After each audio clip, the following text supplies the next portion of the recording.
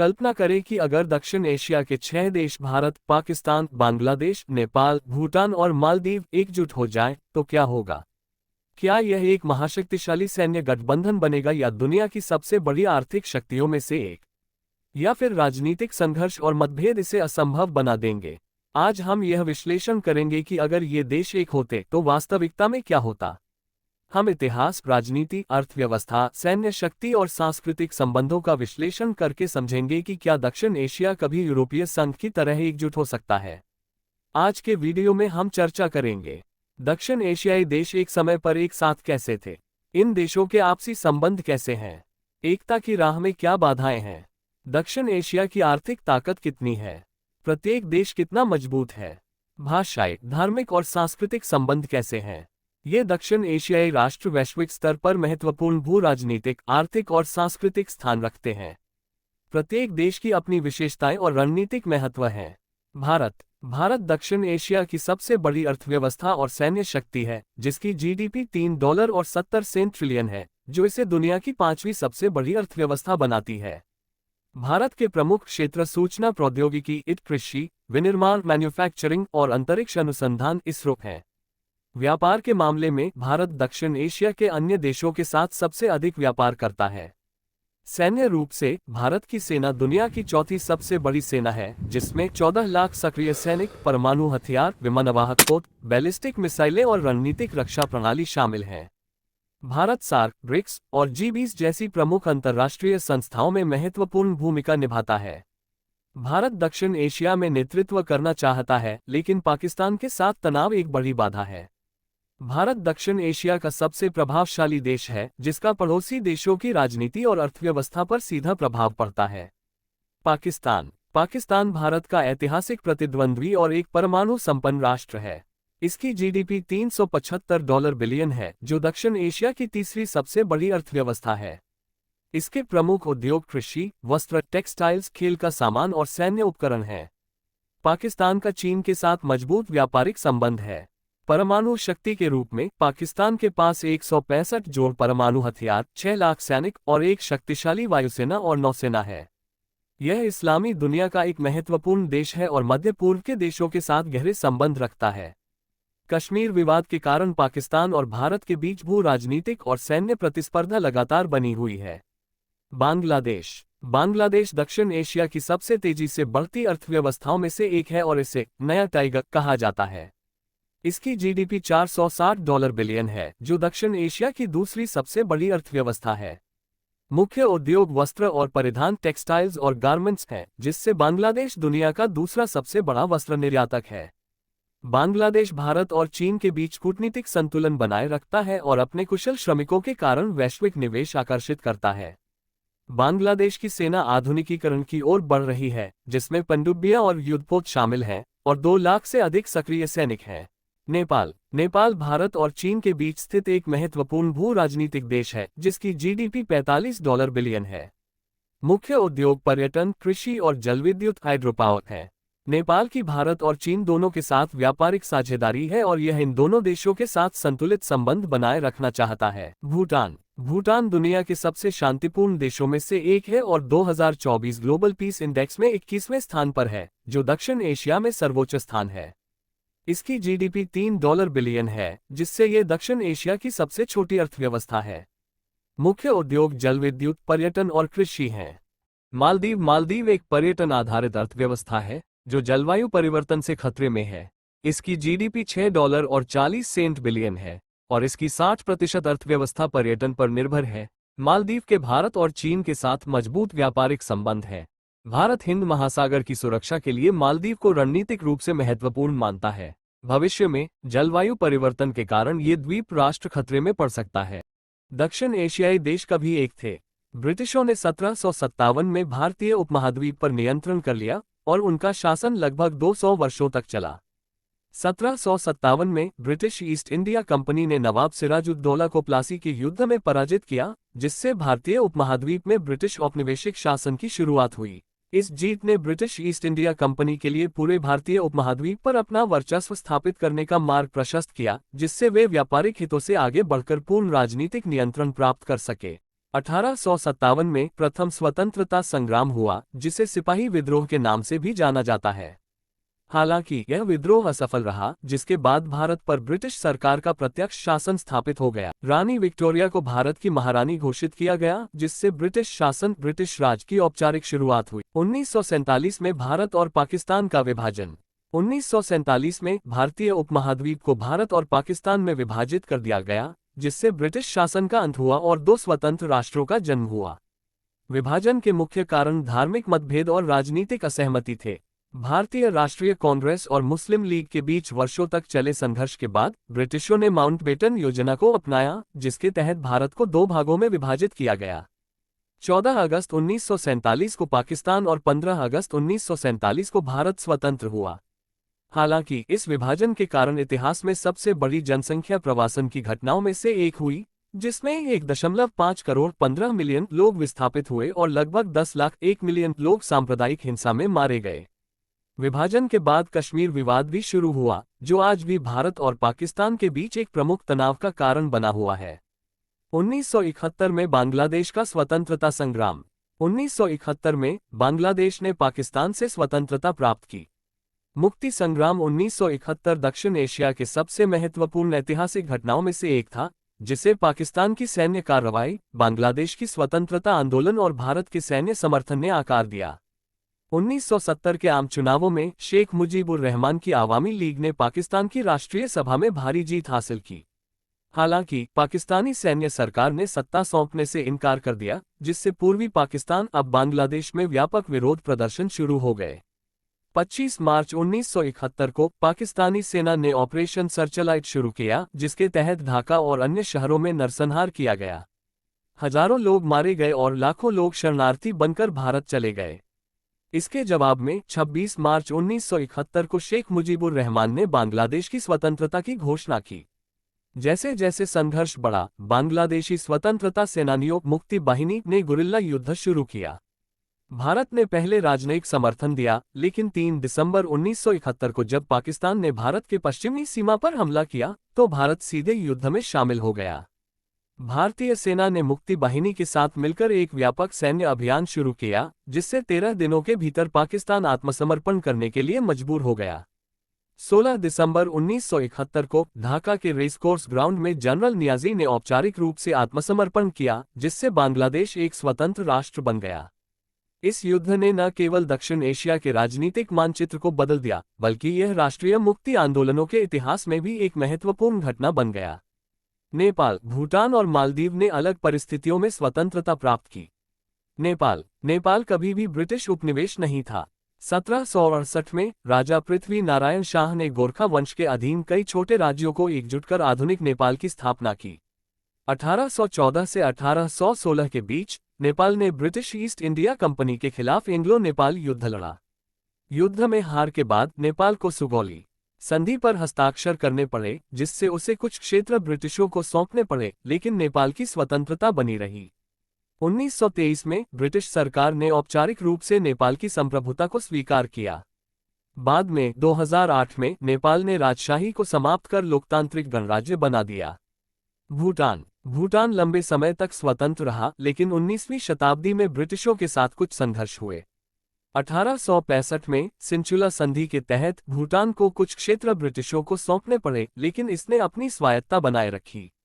1910 में पुनाखा संधि के अनुसार ब्रिटिशों को भूटान की विदेश नीति पर नियंत्रण मिला, लेकिन आंतरिक प्रशासन भूटान के हाथों में रहा। 1947 में भारत की स्वतंत्रता के बाद भूटान ने 1949 में भारत भूटान संधि पर हस्ताक्षर किए, जिसने भूटान की स्वतंत्रता को मान्यता दी, लेकिन भारत के साथ सीमित विदेश नीति सहयोग बनाए रखा। मालदीव 1887 में मालदीव ब्रिटिशों का एक संरक्षित राज्य प्रोटेक्टोरेट बन गया, जिसका अर्थ था कि इसे आंतरिक रूप से आत्मशासन की अनुमति थी, लेकिन इसके रक्षा और कूटनीतिक मामलों में ब्रिटिशों का नियंत्रण था। 26 जुलाई 1965 को मालदीव ने ब्रिटेन से पूर्ण स्वतंत्रता प्राप्त की, लेकिन ब्रिटिशों ने मालदीव के गैन द्वीप पर एक सैन्य अड्डा बनाए रखा, जो 1976 में मालदीव के पूर्ण नियंत्रण में आया। 1968 में मालदीव ने राजशाही को समाप्त कर गणराज्य बना लिया। अर्थव्यवस्था। हालांकि दक्षिण एशियाई देशों ने अलग अलग आर्थिक रास्ते अपनाए हैं, लेकिन उनकी संयुक्त आर्थिक शक्ति और संभावनाएं बहुत बड़ी हैं। यदि भारत, बांग्लादेश, पाकिस्तान, नेपाल, भूटान और मालदीव एक मजबूत आर्थिक ब्लॉक बना सकते हैं, तो वे वैश्विक अर्थव्यवस्था में एक महत्वपूर्ण भूमिका निभा सकते हैं। भारत दक्षिण एशिया की सबसे बड़ी अर्थव्यवस्था है, जिसकी जीडीपी $3.70 ट्रिलियन से अधिक है और ये दुनिया की 5वीं सबसे बड़ी अर्थव्यवस्था है। भारत तकनीक, विनिर्माण, कृषि और सेवा क्षेत्र में अग्रणी भूमिका निभा रहा है। इसकी मजबूत आईटी इंडस्ट्री, स्टार्टअप इकोसिस्टम और वैश्विक आउटसोर्सिंग बाजार में प्रभुत्व इसकी आर्थिक वृद्धि को आगे बढ़ा रहे हैं। हालांकि भारत के सामने सबसे बड़ी चुनौतियां विशाल जनसंख्या के लिए रोजगार के अवसर पैदा करना और आय असमानता को कम करना है। बांग्लादेश दक्षिण एशिया की सबसे तेजी से बढ़ती अर्थव्यवस्थाओं में से एक है और इसे अक्सर एशियन टाइगर कहा जाता है। रेडीमेड गारमेंट आरएमजी उद्योग ने बांग्लादेश को वैश्विक निर्यात बाजार में अग्रणी बना दिया है। इसके अलावा बुनियादी ढांचे, ऊर्जा उत्पादन और डिजिटल अर्थव्यवस्था में निवेश इसके आर्थिक विकास को मजबूत कर रहा है। भारत और चीन के साथ रणनीतिक व्यापारिक संबंधों के कारण बांग्लादेश दक्षिण एशिया में एक प्रमुख आर्थिक केंद्र बन सकता है। हालांकि इसकी सबसे बड़ी चुनौतियां विदेशी ऋण प्रबंधन और औद्योगिक विविधीकरण है। पाकिस्तान की अर्थव्यवस्था तुलनात्मक रूप से कमजोर है। ये देश मुख्य रूप से कृषि और वस्त्र उद्योग पर निर्भर है, लेकिन राजनीतिक अस्थिरता, उच्च विदेशी ऋण और सुरक्षा समस्याओं के कारण निवेशक पाकिस्तान के बाजार को लेकर अनिश्चित हैं। चीन पाकिस्तान आर्थिक गलियारा सीपीईसी पाकिस्तान के बुनियादी ढांचे के विकास में योगदान दे रहा है, लेकिन इसने देश के ऋण बोझ को भी बढ़ा दिया है। पाकिस्तान को अपनी अर्थव्यवस्था में सुधार लाने के लिए राजनीतिक स्थिरता प्राप्त करनी होगी और विदेशी निवेश को आकर्षित करना होगा। हालांकि नेपाल और भूटान की अर्थव्यवस्थाएं छोटी हैं, लेकिन वे कुछ विशेष क्षेत्रों में महत्वपूर्ण भूमिका निभाते हैं।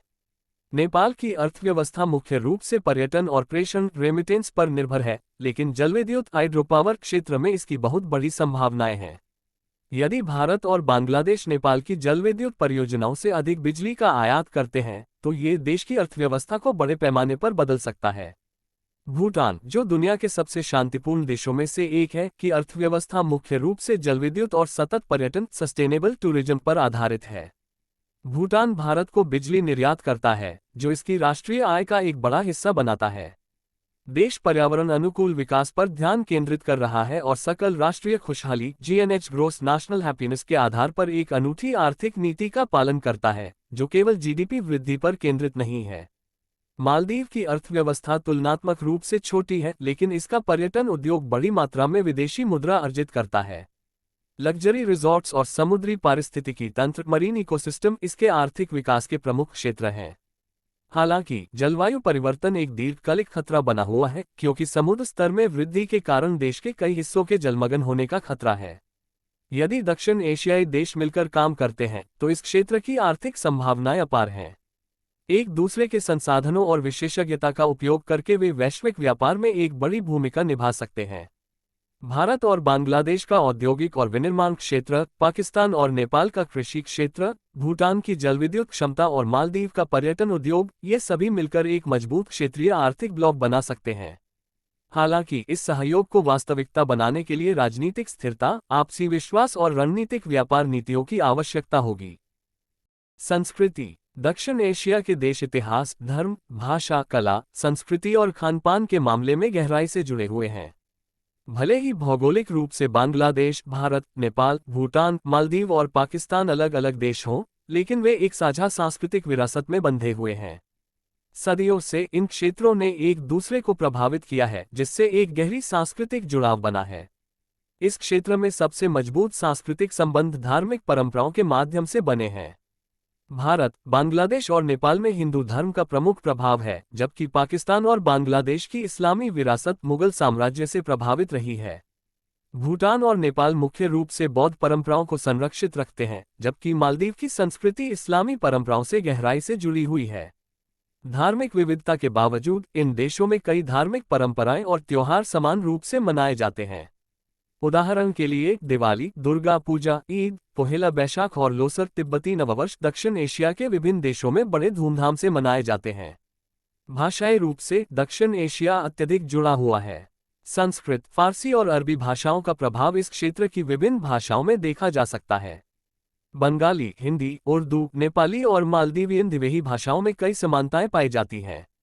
बंगाली, हिंदी और उर्दू भाषाओं का व्याकरण काफी हद तक मिलता जुलता है, जिससे बांग्लादेश, भारत और पाकिस्तान के लोग एक दूसरे की भाषाओं को आसानी से समझ सकते हैं। नेपाल और भूटान के लोग भी भारत की विभिन्न भाषाओं से परिचित हैं, क्योंकि उनका भारत के साथ लंबे समय से व्यापार और सामाजिक संबंध रहा है। दक्षिण एशिया का संगीत और सिनेमा भी एक महत्वपूर्ण एकीकरण का माध्यम है। बॉलीवुड न केवल भारत में बल्कि बांग्लादेश, पाकिस्तान, नेपाल, भूटान और मालदीव में भी अत्यधिक लोकप्रिय है। बांग्लादेश हॉलीवुड, पाकिस्तान लॉलीवुड, नेपाल कॉलीवुड और भूटान के फिल्म उद्योग भले ही छोटे हों लेकिन वे बॉलीवुड से प्रभावित रहे हैं। संगीत के क्षेत्र में भी ऐसा ही संबंध देखा जा सकता है। रवींद्र संगीत, सूफी संगीत, कव्वाली और लोक संगीत भारत, बांग्लादेश और पाकिस्तान में समान रूप से लोकप्रिय हैं। खान पान की संस्कृति के मामले में भी दक्षिण एशियाई देश एक साझा विरासत रखते हैं। बिरयानी, नान, पराठा, दही और विभिन्न मिठाइयाँ भारत, पाकिस्तान, बांग्लादेश और नेपाल में समान रूप से लोकप्रिय हैं। भूटान और नेपाल के भोजन में तिब्बती प्रभाव देखा जाता है, लेकिन भारतीय और बांग्लादेशी मसालों का भी उपयोग किया जाता है। मालदीव का भोजन मुख्य रूप से समुद्री भोजन पर आधारित होता है, लेकिन भारतीय मसालों के उपयोग के कारण इसका स्वाद दक्षिण एशिया के अन्य देशों के भोजन से मिलता जुलता है। पारंपरिक परिधान भी दक्षिण एशिया की सांस्कृतिक समानताओं को दर्शाते हैं। साड़ी, कुर्ता, सलवार कमीज, शेरवानी और लुंगी इस क्षेत्र के लगभग सभी देशों में प्रचलित हैं। बांग्लादेश की जामदानी साड़ी, भारत की बनारसी साड़ी, पाकिस्तान का सलवार कमीज और नेपाल भूटान की पारंपरिक पोशाकें इस सांस्कृतिक एकता की प्रतीक हैं। लोककथाओं और साहित्य में भी दक्षिण एशियाई देशों के बीच गहरा संबंध देखा जाता है। महाभारत और रामायण भारत, बांग्लादेश, नेपाल और श्रीलंका की साहित्यिक और सांस्कृतिक विरासत को गहराई से प्रभावित कर चुके हैं। इसके अलावा मुगल और फारसी प्रभाव के कारण भारत, पाकिस्तान और बांग्लादेश के साहित्य में भी कई समानताएं देखने को मिलती हैं। क्रिकेट दक्षिण एशिया में एक और बड़ा एकीकृत कारक है। भारत-पाकिस्तान प्रतिद्वंद्विता विश्व क्रिकेट में सबसे अधिक चर्चित विषयों में से एक है और यह खेल बांग्लादेश, नेपाल और मालदीव में भी अत्यधिक लोकप्रिय हो चुका है। दक्षिण एशियाई देशों के बीच सांस्कृतिक संबंध इतने गहरे हैं कि वे अलग-अलग राष्ट्र होने के बावजूद भाषा, धर्म, संगीत, खान-पान, पोशाक, खेल और विरासत के माध्यम से एक दूसरे से जुड़े हुए हैं। राजनीतिक सीमाएं उन्हें अलग कर सकती हैं, लेकिन सांस्कृतिक विरासत के दृष्टिकोण से वे एक विशाल दक्षिण एशियाई परिवार का हिस्सा हैं। सैन्य क्षमता, दक्षिण एशिया की सैन्य क्षमताएं विविध और आपस में जुड़ी हुई हैं। जबकि बांग्लादेश, भारत, नेपाल, भूटान, मालदीव और पाकिस्तान की रक्षा प्रणालियां और सैन्य शक्तियां विभिन्न स्तरों पर स्थित हैं, ये मिलकर एक विशाल क्षेत्रीय रक्षा संरचना बना सकते हैं। भारत इस क्षेत्र की सबसे शक्तिशाली सैन्य शक्ति है और इसकी सेना दुनिया में चौथी सबसे बड़ी है। यह एक परमाणु सक्षम देश है और वैश्विक स्तर पर सबसे बड़ा हथियार आयातक भी है। 14 लाख सक्रिय सैनिकों के साथ भारत की सेना दक्षिण एशिया में सबसे बड़ी और सबसे मजबूत है। देश के पास स्वदेशी लड़ाकू विमान, एयरक्राफ्ट कैरियर, बैलिस्टिक मिसाइलें और उन्नत सैन्य तकनीक है। भारत ने अंतरिक्ष रक्षा और साइबर युद्ध में भी निवेश बढ़ाया है, जो आधुनिक युद्ध के लिए अत्यंत महत्वपूर्ण है। पाकिस्तान दक्षिण एशिया की दूसरी सबसे बड़ी सैन्य शक्ति है और यह भारत का मुख्य प्रतिद्वंद्वी बनकर उभरा है। ये भी एक परमाणु सक्षम देश है, जिसके पास अनुमानित 165 जोड़ परमाणु हथियार हैं। पाकिस्तान की सेना लगभग 6 लाख सक्रिय सैनिकों से बनी है और यह इस्लामाबाद की रक्षा रणनीति में महत्वपूर्ण भूमिका निभाती है। हालांकि पाकिस्तान का रक्षा बजट भारत की तुलना में कम है, लेकिन उसके पास चीन के साथ रक्षा समझौते हैं और यह JF-17 लड़ाकू विमानों सहित विभिन्न सैन्य उपकरणों का उत्पादन करता है। बांग्लादेश दक्षिण एशिया की तीसरी सबसे मजबूत सैन्य शक्ति के रूप में उभरा है। बांग्लादेश की सेना 2 लाख से अधिक सक्रिय सैनिकों से बनी है और ये लगातार अपनी सैन्य क्षमताओं को उन्नत कर रही है। बांग्लादेश अपने रक्षा बलों का आधुनिकीकरण कर रहा है, जिसमें पनडुब्बी, multi rocket launcher system MLRS missile तकनीक और उन्नत रडार प्रणाली शामिल हैं। इसके अलावा बांग्लादेश संयुक्त राष्ट्र शांति मिशन में सबसे बड़ा योगदान देने वाले देशों में से एक है, जिससे इसकी सेना को व्यापक अंतर्राष्ट्रीय प्रशिक्षण प्राप्त होता है।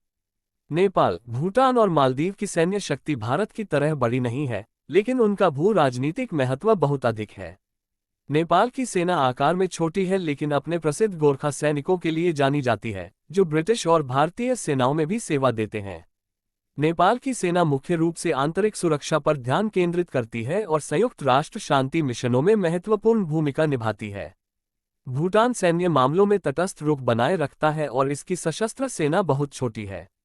हालांकि भारत उसकी रक्षा में महत्वपूर्ण भूमिका निभाता है और दोनों देशों के बीच एक रणनीतिक समझौता है, जिसके तहत यदि भूटान पर हमला होता है तो भारत स्वचालित रूप से उसकी रक्षा के लिए आगे आएगा। मालदीव की सैन्य शक्ति अपेक्षाकृत छोटी है, लेकिन ये समुद्री सुरक्षा में महत्वपूर्ण भूमिका निभाता है। मालदीव की रक्षा सेनाएं मुख्य रूप से समुद्री सीमाओं की सुरक्षा, तस्करी को रोकने और समुद्री आतंकवाद से निपटने पर केंद्रित हैं। मालदीव का रणनीतिक स्थान इतना महत्वपूर्ण है कि भारत, चीन और अमेरिका इसकी सुरक्षा स्थिति पर करीबी नजर रखते हैं। यदि दक्षिण एशियाई देश एक संयुक्त रक्षा प्रणाली स्थापित करते हैं तो ये दुनिया के सबसे शक्तिशाली सैन्य गठबंधनों में से एक बन सकता है। भारत और पाकिस्तान की परमाणु क्षमता, बांग्लादेश की बढ़ती सैन्य आधुनिकता, नेपाल की गोरखा रेजिमेंट, भूटान की भू राजनीतिक स्थिरता और मालदीव की समुद्री रक्षा विशेषज्ञता मिलकर एक संगठित सैन्य शक्ति का निर्माण कर सकती हैं। हालांकि राजनीतिक मतभेदों और क्षेत्रीय संघर्षों के कारण अब तक ऐसा रक्षा गठबंधन संभव नहीं हो पाया है। सैन्य शक्ति में अंतर के बावजूद, यदि ये देश भविष्य में एक रणनीतिक गठबंधन बना सकते हैं, तो दक्षिण एशिया एक आत्मनिर्भर और शक्तिशाली रक्षा क्षेत्र बन सकता है, जो वैश्विक सैन्य संतुलन में महत्वपूर्ण भूमिका निभा सकता है। राजनीतिक संबंध और वास्तविकता। दक्षिण एशिया की राजनीतिक वास्तविकता अत्यंत जटिल है, जहां बांग्लादेश, भारत, नेपाल, भूटान, मालदीव और पाकिस्तान के आपसी संबंध कूटनीतिक, ऐतिहासिक और भू राजनीतिक कारकों पर निर्भर करते हैं। एक ओर यह क्षेत्र सांस्कृतिक रूप से एक दूसरे से जुड़ा हुआ है, लेकिन दूसरी ओर राजनीतिक विवाद और सीमा संघर्ष सहयोग के मार्ग में बड़ी बाधाएं बने हुए हैं। भारत, दक्षिण एशिया की सबसे बड़ी शक्ति होने के नाते, इस क्षेत्र की राजनीति को महत्वपूर्ण रूप से प्रभावित करता है। ये देश न केवल आर्थिक वर्चस्व चाहता है, बल्कि अपने पड़ोसी देशों पर रणनीतिक प्रभाव भी बढ़ाने की कोशिश करता है। इस कारण भारत के पड़ोसी देशों के साथ संबंध कभी सहयोगात्मक होते हैं तो कभी तनावपूर्ण। बांग्लादेश और भारत के रिश्ते ऐतिहासिक रूप से मैत्रीपूर्ण रहे हैं, लेकिन समय के साथ कुछ मतभेद उत्पन्न हुए हैं। 1971 के मुक्ति संग्राम में भारत के समर्थन ने बांग्लादेश भारत संबंधों की नींव रखी। हालांकि तीस्ता नदी के जल बंटवारे, सीमा पर हत्याएं, व्यापार असंतुलन और प्रवास से जुड़े मुद्दों ने दोनों देशों के बीच तनाव पैदा किया है। हाल ही में बांग्लादेश के कोटा सुधार आंदोलन के बाद भारत की भूमिका को लेकर विवाद उत्पन्न हुआ है। कुछ भारतीय मीडिया ने बांग्लादेश की राजनीतिक स्थिति को गलत तरीके से प्रस्तुत किया, जिससे दोनों देशों के लोगों के बीच गलतफहमियां पैदा हुई। इसके अलावा बांग्लादेश में भारत की कुछ परियोजनाओं, विशेष रूप से बिजली और बुनियादी ढांचे के क्षेत्रों में स्थानीय असंतोष देखा गया है। पाकिस्तान और भारत के बीच सबसे अधिक शत्रुतापूर्ण संबंध हैं। विभाजन के बाद से इन दोनों देशों ने कई युद्ध लड़े हैं, जिनका मुख्य कारण कश्मीर मुद्दा रहा है। सीमाओं पर लगातार झड़पें होती रहती हैं और राजनीतिक तनाव के कारण व्यापारिक संबंध भी बहुत सीमित हैं। हालांकि 2000 के बाद कुछ कूटनीतिक चर्चाएं हुई, लेकिन पाकिस्तान की आंतरिक अस्थिरता और भारत की कश्मीर नीति ने दोनों देशों के संबंधों को सामान्य होने नहीं दिया। नेपाल और भारत के संबंध हाल के वर्षों में बदले हैं।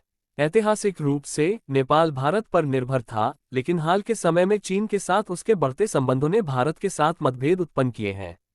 नेपाल भारत सीमा विवाद और 2015 में भारत द्वारा नेपाल की आर्थिक नाकेबंदी ने नेपाल को भारत पर अपनी निर्भरता कम करने और चीन के साथ अपने संबंध मजबूत करने के लिए प्रेरित किया। भूटान और भारत के बीच ऐतिहासिक रूप से घनिष्ठ संबंध रहे हैं। भूटान अपनी सुरक्षा नीति में भारत को एक प्रमुख भागीदार मानता है। दोनों देशों के बीच एक सैन्य समझौता है, जिसके तहत भारत भूटान को बाहरी खतरों से सुरक्षा प्रदान करता है। हालांकि भूटान हाल के वर्षों में अधिक स्वतंत्र विदेश नीति अपनाने की कोशिश कर रहा है, फिर भी यह अभी भी भारत के प्रभाव क्षेत्र में है। मालदीव भारत और चीन के बीच संतुलन बनाए रखने की कोशिश कर रहा है। ये द्वीपीय राष्ट्र अपनी भौगोलिक स्थिति के कारण अत्यधिक रणनीतिक महत्व रखता है, क्योंकि यह हिंद महासागर के प्रमुख सैन्य और व्यापार मार्गों के केंद्र में स्थित है।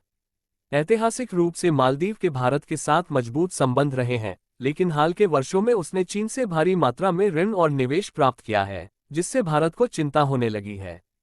इन परिस्थितियों को देखते हुए ये स्पष्ट है कि दक्षिण एशिया में राजनीतिक एकता संभव तो है, लेकिन अत्यंत चुनौतीपूर्ण भी है।